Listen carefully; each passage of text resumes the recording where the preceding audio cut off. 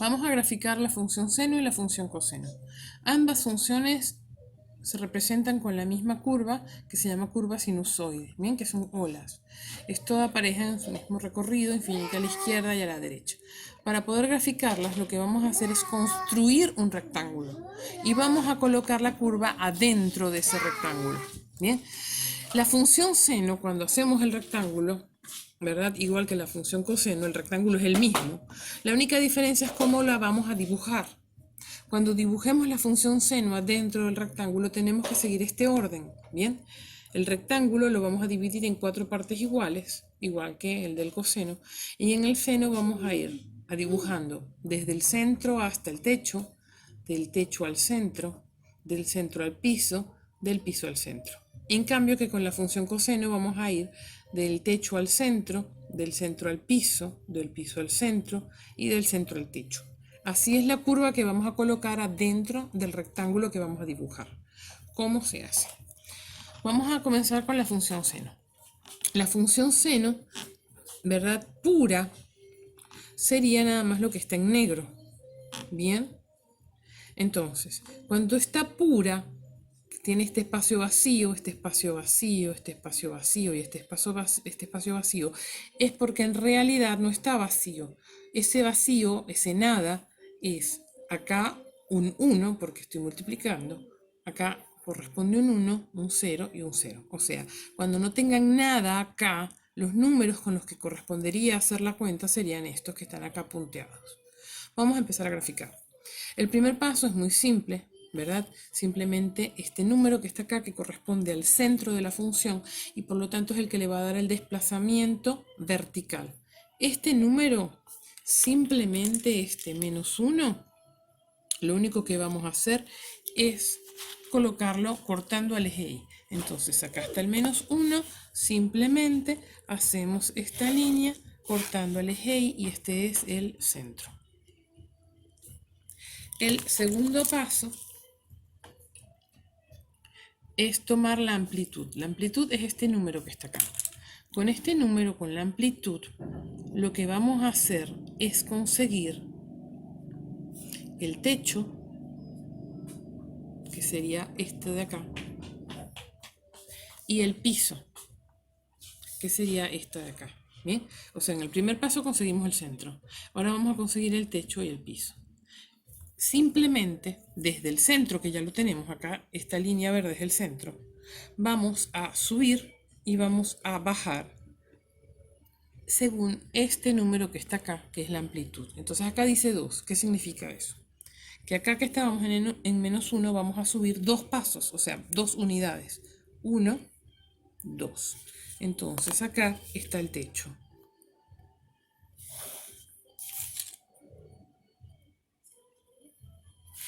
Y luego vamos a bajar 2 unidades desde el centro. 1, 2.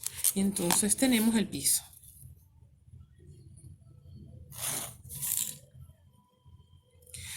Esto es infinito. Es como un túnel infinito en donde está toda la curva infinita. ¿Eso qué significa? Que ahora necesito acá buscar dónde comienza el rectángulo y dónde termina. Es decir, acá en todo esto infinito necesito cortarlo, saber dónde está el rectángulo, qué tan angosto o qué tan ancho es. Bien, vamos entonces al paso 3 y vamos a buscar dónde comienza el rectángulo. Bien, para saber dónde comienza el rectángulo, ¿qué es lo que vamos a hacer? Vamos a tomar el ángulo de la fase, le vamos a cambiar el signo, por eso hay un menos acá. Este menos significa opuesto, cambio de signo. Bien, y lo vamos a dividir entre este número que es la frecuencia. El ángulo de la fase me da el desplazamiento. El ángulo de la fase me dice qué tan a la izquierda o a la derecha está. Cuando el ángulo de la fase es negativo, es al revés. Significa que se movió para la derecha. ¿Ok? Y cuando es positivo, significa que se movió para la izquierda. O sea que esto se movió para la derecha.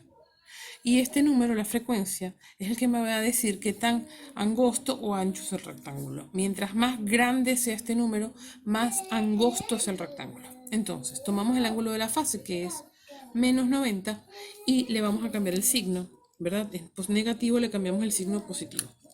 Y lo vamos a dividir entre la frecuencia, que es 3.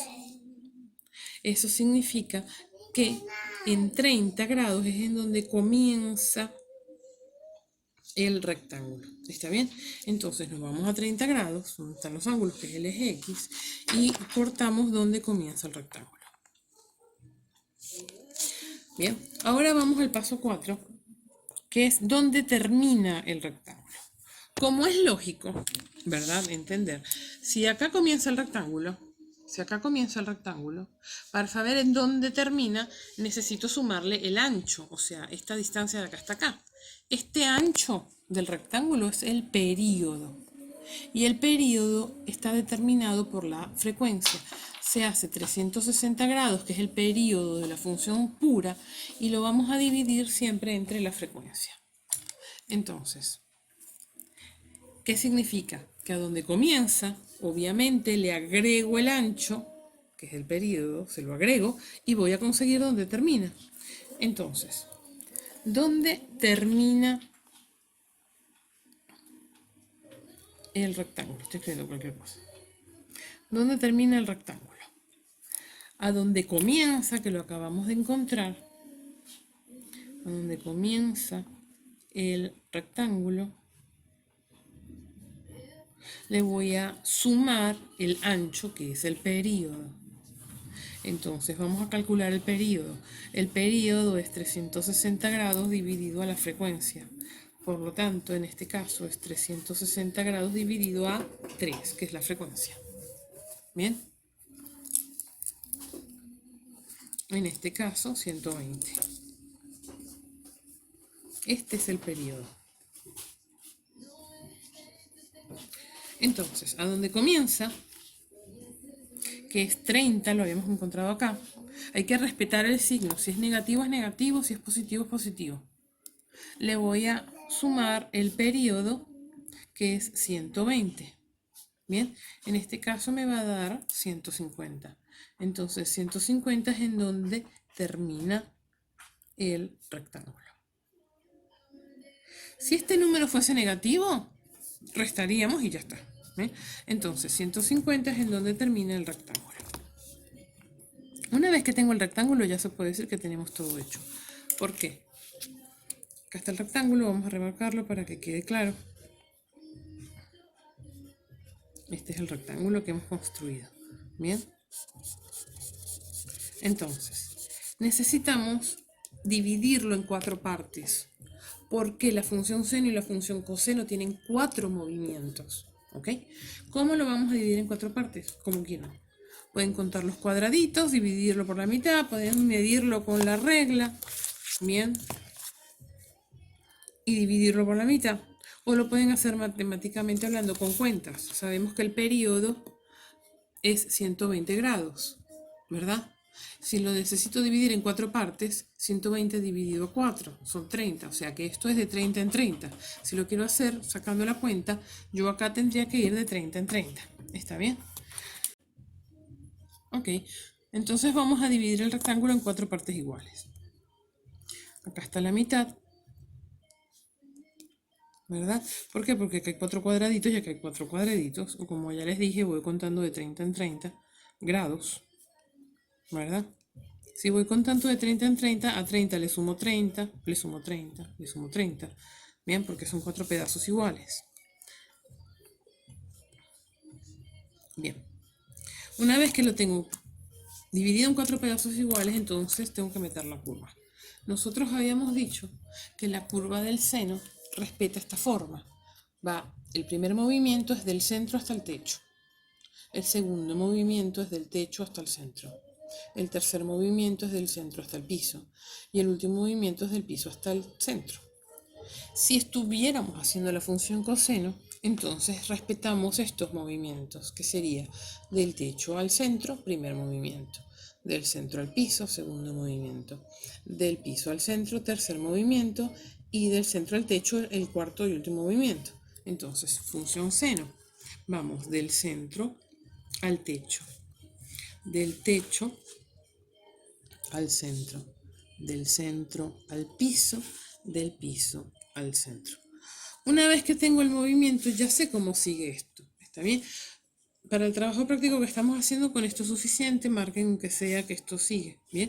Pero ahora ya sabemos cómo sigue, es decir, yo ya sé que cada movimiento está en 30 grados, es decir, que yo puedo continuar la curva cada 30 grados, un movimiento, segundo movimiento, tercer movimiento, cuarto movimiento, estoy un poco incómoda, me está quedando torcido, y así podemos ir graficando todos los movimientos, ¿está bien?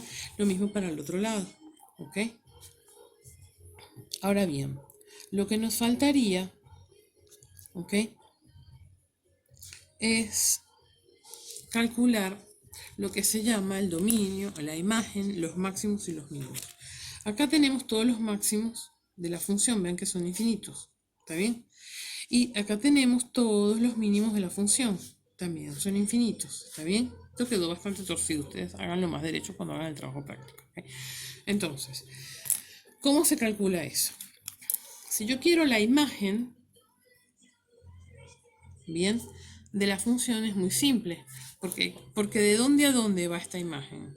Es decir, ¿desde dónde está la curva? Si se fijan, está dentro del túnel. Entonces, para calcular la imagen, simplemente va en corchete porque es cerrado. Es decir, yo toco el piso, va desde el piso hasta el techo. Simplemente. Bien, entonces, la imagen de esta función que se llama f es desde el piso, que es -3, hasta el techo, que es 1. El dominio de la imagen de esta función es infinito. ¿Por qué? Porque la curva va desde menos infinito hasta más infinito. O sea, recorre todo el eje. Entonces el dominio siempre es todos los números reales, que lo pueden escribir así o se puede escribir así. ¿Está bien? Entonces, el dominio de esta función son todos los números reales. Bien, lo último que nos falta calcular son los máximos y los mínimos. Los máximos y los mínimos son una fórmula, ¿está bien? Es una fórmula que se escribe con cierto formato y es bastante simple por más que se vea complicada. Para los máximos, ¿verdad? Dijimos que los máximos son infinitos. Nosotros sabemos que cada uno de los puntos se va a repetir cada vez, ¿verdad? Que se repita el ancho, es decir, ¿qué es lo que quiero decir con esto? Este punto se va a repetir cada 120 grados. ¿Por qué? Porque el ancho del rectángulo era cada 120 grados, el período es cada 120 grados. Este punto se va a repetir cada 120 grados. Este punto se va a repetir cada 120 grados. Entonces, los máximos. Elegimos un máximo, cualquiera. Yo voy a elegir el primer máximo que tengo acá, ¿ok? Que está en 60 grados. Entonces, acá está el primer máximo, cuando tengo el ángulo de 60 grados. Luego, esto se repite, cuando estoy acá, no se repite ninguna vez, estoy en 0 veces. Y en la medida en que voy para la derecha, tengo una vez, 2 veces, 3 veces, etc. Y cuando voy para la izquierda, tengo menos una vez, menos 2 veces, etc. Entonces, un máximo más el periodo por las veces. Bien, las veces la ponemos con la letra que ustedes quieran. Si yo elijo n, entonces tengo que aclarar quién es n. N pertenece a los números enteros, porque son las veces, no me puede decir algo con coma. Bien, entonces, ¿cómo quedó en nuestra función? 60 grados, que es el primer máximo que yo elegí, pueden elegir cualquiera, ya les dije, más el periodo por v. V es la letra que yo elegí para veces, porque le elegí la v corta por veces. Y v pertenece a los números enteros. Lo mismo pasa para los mínimos, ¿está bien? Los mínimos respetan la misma fórmula. Fíjense que son llaves, ¿ok? Entonces, colocamos el primer mínimo o cualquiera de los mínimos. Yo elegí el primer mínimo dentro del rectángulo, ¿está bien? Entonces, este mínimo está cuando el ángulo es de 120 grados. Entonces, el primer mínimo que yo elegí, 120 grados. Más el periodo, casualidad, que es el mismo número, 120. Por las veces, que esta vez le quise cambiar la letra, esta vez le puse una A, para que vean que se puede poner cualquier letra. Y después digo que A pertenece a los números enteros, porque si no, el que lee esto, que sabe qué significaba. ¿Está bien? Bueno, con eso hemos terminado la explicación de cómo graficar la función seno.